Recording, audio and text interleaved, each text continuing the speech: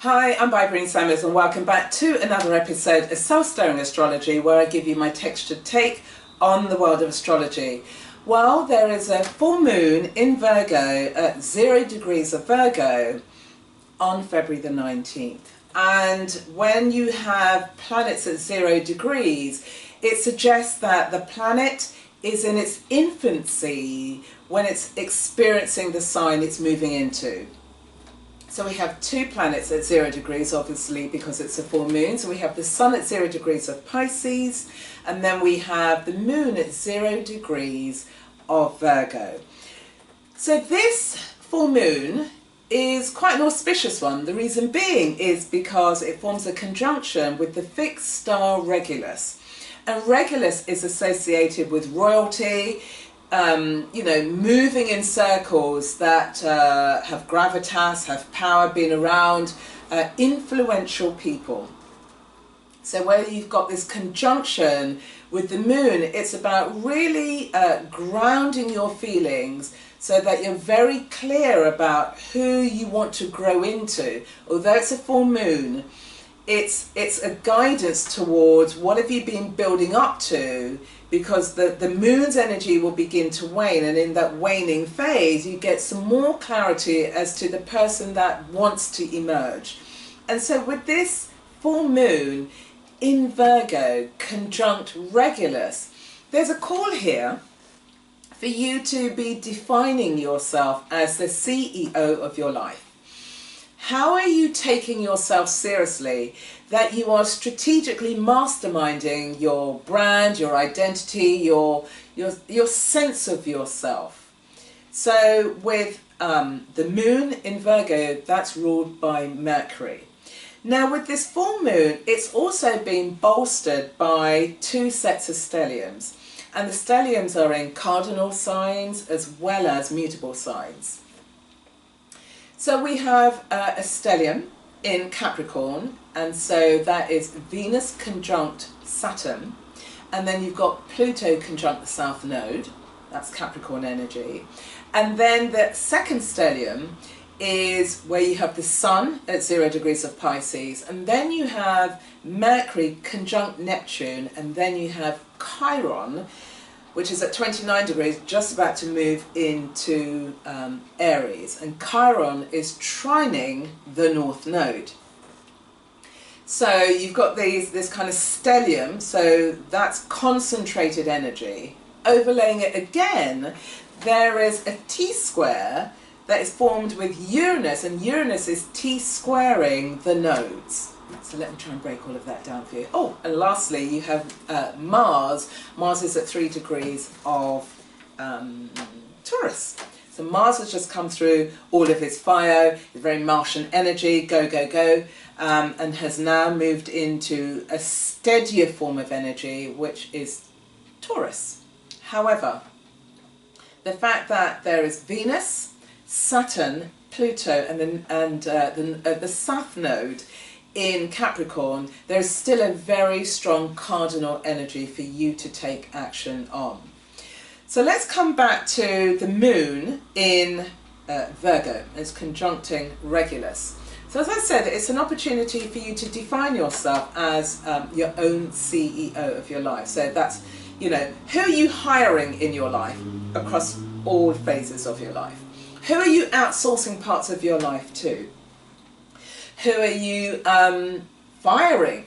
Think of yourself as this strategic masterminder of your own life. So treat your life in that way, because with the cardinal Capricorn, this is about gravitas. Now, Virgo is ruled by Mercury, and as we know that Mercury is also the ruler of Gemini, and it's exalted in Aquarius. Now, Hermes, which is the mythological name for Mercury, Mercury takes this very clinical approach to understanding, because it's in Virgo, and Virgo is about purification, perfectionism, patience, attention to detail, and humility. So when you're dealing with a mercurial mind moving through or you have the moon under the sign of a mercurial sign, moving through Virgo, there is this sense of wanting to build patience, wanting to build this attention to detail, wanting to build humility. But with Hermes or Mercury, there is a sense of not wanting to look at the shadow. And in order to connect with these attributes, one has to go into Shadowland.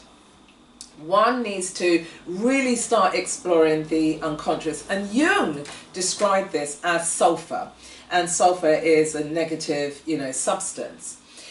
And in that he said that in order to reach this nirvana of wanting to be, for example, the CEO of your life, you've got to go into the shadow. And it's by going into the shadow, by exploring the unconscious, is where you're able to work in a very alchemical way. And once you've gone through and unearthed and gone through your dark night of the soul, because Virgo is about purification. There's a deep call for purification, purification of your mind, purification of your thoughts, purification of your body. Once you're able to do that and go through that, you are then now brought into the state of magic. This is where magical flow takes place. Reason being is because you're no longer fearful of facing the shadow aspects of your mind, the shadow aspects of your behavior, the ones that really do undermine who you are. This has also been supported because, as I said, we have Pluto conjuncting the South Node in cardinal Earth. And so Pluto here is about the regeneration. Pluto is in Capricorn, so there's a sense of how are you an authority figure, but it can't be based on what has gone before. That needs to be transformed. That needs to be reinvigorated. And it's conjuncting the South Node, so there is about how are you going to sever your ties with the old ways of doing things. You may have been an authority figure in past lives and in your current life, but earlier in your life. But maybe the way that you did it was in a very top-down way whereby you were controlling other people. Whereas with this energy, it's the moon. The moon is going through Virgos. How do you bring that self-control to your life using your mind? Gaining the critical faculties, gaining the critical ability to really deconstruct who you are, what you're about, and looking at the whole plethora of that. And then, as I said, going through this alchemical process. When you've done that, you can then begin to rejoice in the Venus conjunct Saturn, because here it's about building longevity over the things that you truly value.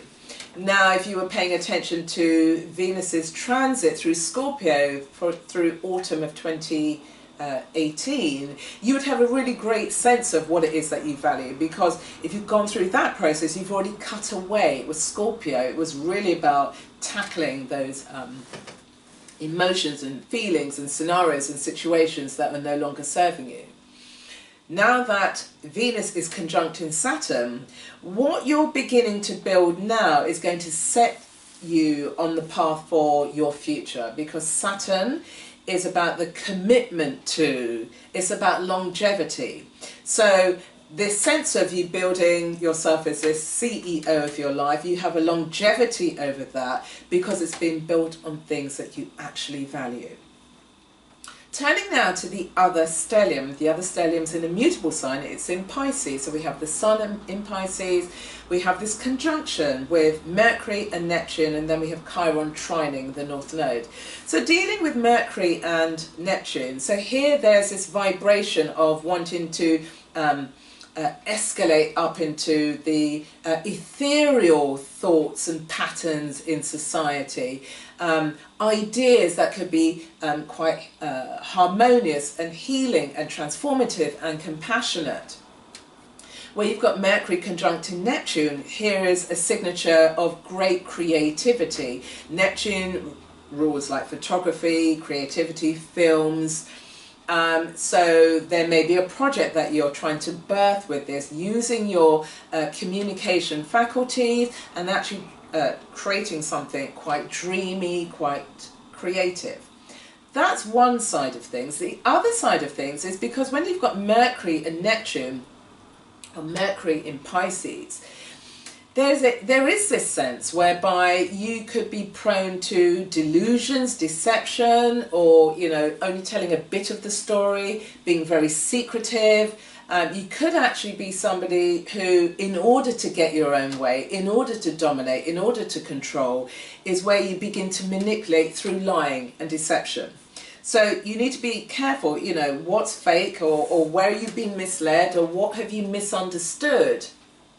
Because when you've got Mercury in Pisces, just imagine trying to speak underwater. It all gets very confusing. So just be careful of how you're using your words, be careful of your communication style.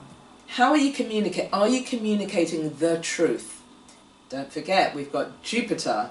Jupiter is in his own sign in Sagittarius at 20 degrees, and it's quincunxing the North Node in Cancer, and Jupiter is very much about the truth.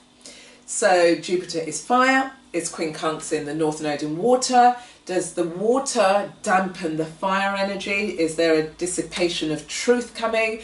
Or are you strong enough, confident enough, know who you are enough, done enough work, continue to do the work, so that the truth will always set you free and will release other people in your life, in your situation.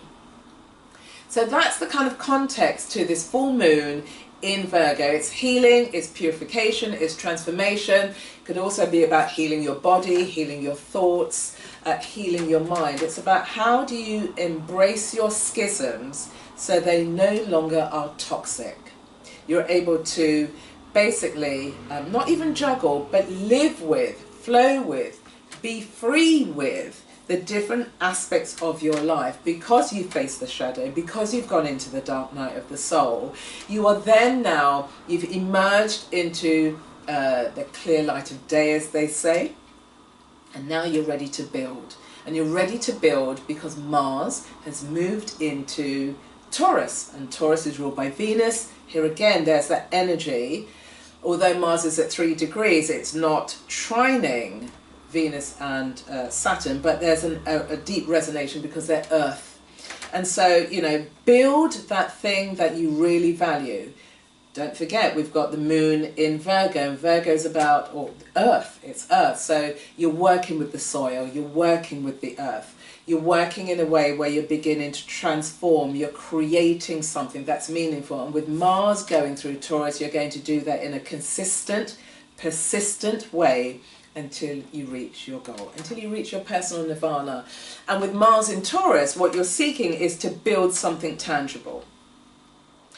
You want to see the rewards of your effort. So that is this full moon in Virgo. Purification, purify your life in order to live the life that you really want, being the CEO of it. Which brings me to the quote, and the quote is by May Sartol, and what she said is that we have this sense of purification, and loneliness may be a way in which feeds poverty, whereas solitude is what actually regenerates our life. And so as you're going through this Moon Virgo mercurial transformation, don't look at it as a period when you're going to be lonely. Look at it as an enriching period where solitude illuminates the direction in which you need to go.